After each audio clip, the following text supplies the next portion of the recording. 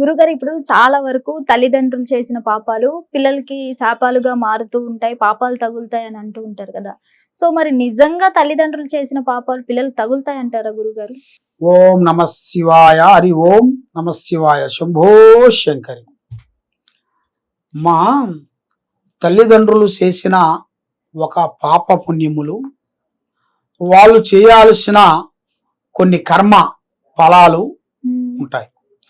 తల్లిదండ్రులు చేసిన పాప పుణ్యములు అనేది పిల్లలకి రావు.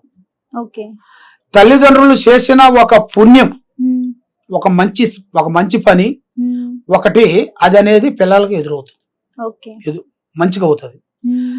పలాని వాడు, పలానా పుల్లయ్య గారు, ఆయన కొడుకురైనా ఆయన మంచిగా సంపాదించాడు, ప్రజలందరికీ హెల్ప్ చేశాడు, పలానా రెడ్డి గారు, పలానా నాయుడు చాలా మంచివాడు, ఆయన బాగున్నారు అనేది జనాలు అనుకుంటుంటారు.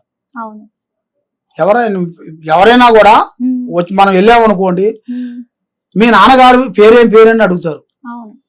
ఓ మీ నాన్నగారు ఎలా ఉన్నాడు, ఇలా బతికాడు, ఇలా మంచిగా ఉన్నాడు, ఇలా చేశారు, మీ నాన్నగారు ప్రజలకి వచ్చిన వాళ్ళకి హెల్ప్ చేశాడు, కానీ ఒకళ్ళని ఇబ్బంది పెట్టలే అనేట్టుగా ప్రతి ఒక్కరు ఇలాగా మనకి చెబుతుంటారు. మనకి తెలిసిన విధానం. కొంతమందికి ఏంటంటే ఆ తల్లిదండ్రులు చేసిన కొన్ని పాప పుణ్యములు అనేది పిల్లలకి రావు. వాళ్ళు చేసిన ఒక మంచి పుణ్యములు, మంచి కార్యక్రమాలు అవి పిల్లలకు వర్తిస్తాయి. మరి ఈ పిల్లలు చేసిన కొన్ని పాప పుణ్యములు కూడా మళ్ళీ తల్లిదండ్రులకి ఉండదు. ఎవరిది వాళ్ళకే ఉంటది, ఎవరి పాపం వాళ్ళది, ఎవరిది వాళ్ళకే ఉంటది. మరి భార్య భర్త ఇద్దరు, మరి భార్యాభర్తల మధ్యలో కూడా మరి భార్య చేసిన కొన్ని మంచి పనులు భర్తకు వర్తిస్తుందా, మరి భర్త చేసిన కొన్ని మంచి పనులు, చెడు పనులు భార్యకు వర్తిస్తుందా అనేదిగా చాలా మందికి సందేహాలు ఉన్నాయి. కాబట్టి భార్య చేసిన కొన్ని తప్పులు భర్తకు వస్తాయి.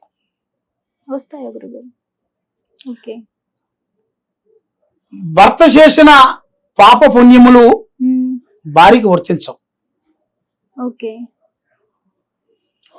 భర్త చేసిన కొన్ని పాప పుణ్యములు ఉంటాయి, అలాంటిది ఆయన భార్యకి తగలదు. కానీ భార్య చేసిన తప్పు ఉంటది కదా, భర్త తగిలింది. ఎందుకు గురువు గారు అలా? ఎందువల్లంటే వాళ్ళ భార్య భర్తలు కాబట్టి అలాగ తగులుతుంది. కాబట్టి ఏమో చేసిన కొన్ని పాపాలు భర్తకు తగులుతాయి, భర్త చేసిన కొన్ని పాప పుణ్యములు భార్యకి తగలవు. ఆ విధంగా భర్తలు అన్నప్పుడు ఇతనివి కూడా ఆమెకి తగలాలి కదా గురువు గారు? అది శాస్త్ర ధర్మంలో ఉందమ్మా. ఆ విధంగా మరి భార్యాభర్తల మధ్యలో కూడా వాళ్ళ మీద ఉండాల్సిన కొంత దోషాలు కూడా కొన్ని ఎక్కువగా కనబడుతుంటాయి. దాని వల్ల భార్యాభర్తల మధ్యలో కూడా కొన్ని కలహాలు, శకాకులు, కొన్ని ఇబ్బందులు ఎదురవుతుంటాయి. కానీ ఒక్కో టైంలో భార్య నేనే ఈ కుటుంబాన్ని సాధిస్తున్నాను, ఈ కుటుంబాన్ని పోషిస్తున్నాను అని భార్య ఆవేశపడతాం. భర్త నేనే ఈ కుటుంబాన్ని సాధిస్తున్నాను, నేనే చేస్తున్నాను, నీ వల్ల ఏం కాదు, నా వల్ల ఈ కుటుంబం బాగుపడుతుంది, నా వల్లే పైకి వస్తుందని భర్త కూడా రకరకాలుగా మాట్లాడుతుంటారు. కాబట్టి వాళ్ళిద్దరికి ఉండాల్సిన ఒక ఇగో వల్ల వాళ్ళ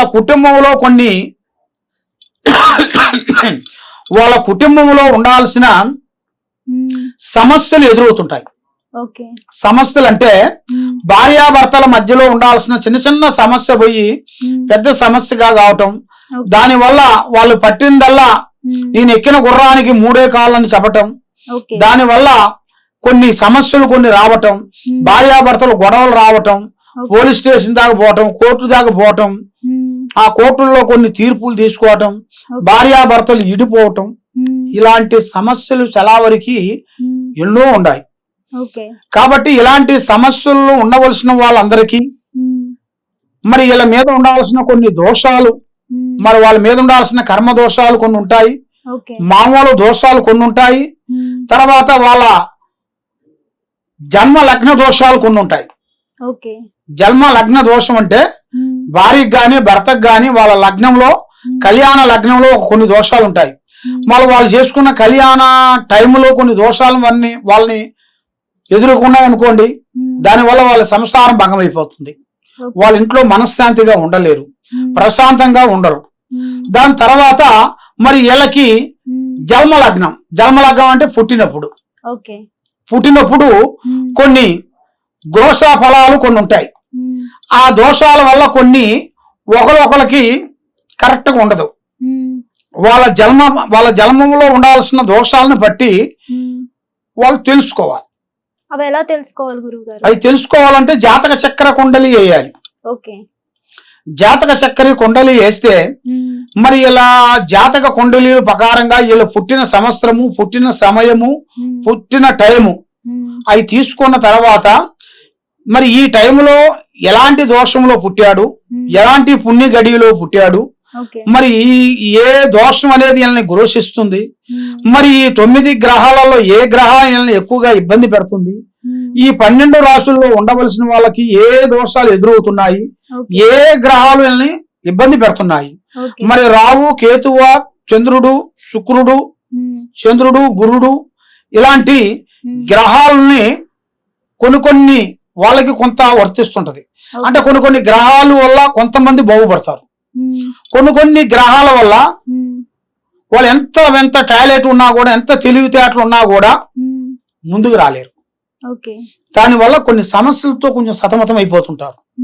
ఇలాంటి సమస్యలతో సతమతం అయ్యే వాళ్ళందరికీ ఏ సమస్య ఉన్నా కూడా తప్పకుండా మమ్మల్ని ఒకసారి సంప్రదించినట్టుగైతే ఏ దోషం ఉంది, ఏ గ్రహాలు ఉన్నాయి, ఏ దోషం నుంచి మీరు ఏ గ్రహాలు నడుస్తున్నారు, మరి మీరు ఏ శాంతం చేస్తే మీకు ముందుకు అవుతుంది, మరి మీరు ఏ దేవుణ్ణి పూజించాలి, మీరు ఏ వస్త్రాన్ని ధరించాలి, ఏ గుడికి వెళ్ళాలి, ఏది దానం చేయాలి అనేది మేము చెప్తుంటాం.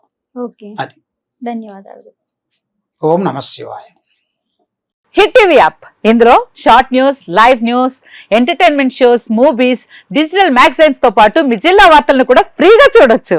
ఇంకెందుకు ఆలస్యం, వెంటనే హిట్ టీవీ యాప్ ని డౌన్లోడ్ చేసుకుని ఫ్రీగా ఎంటర్టైన్మెంట్ పొందండి. Hit TV app. Hit TV app. Please download hit TV app. Hit TV app ని ఫ్రీగా డౌన్లోడ్ చేసుకుని ఎంజాయ్ చేయండి. మీకు నచ్చిన ఎంటర్టైన్మెంట్ కోసం హిట్ టీవీ యాప్ ని ఫ్రీగా డౌన్లోడ్ చేసుకుని ఎంజాయ్ చేయండి. హిట్ టీవీ యాప్ ని డౌన్లోడ్ చేసుకుని ఆస్వాదించండి, ఆశీర్వదించండి. ఇంతమంది సెలబ్రిటీలు హిట్ టీవీ యాప్ ని డౌన్లోడ్ చేసుకోండి అని చెప్తున్నారంటే ఎంత మంచి యాప్ ఆలోచించండి. అమెరికాలో చదవాలనుకునే వాళ్ళకి విశ్వసనీయమైన పేరు మన శౌర్య కన్సల్టెన్సీ. UK లో 1 year masters, UK లో 1 year masters, 2 years work permit up to 5 years visa. Contact Saurya Consultancy. Contact 89851 89851.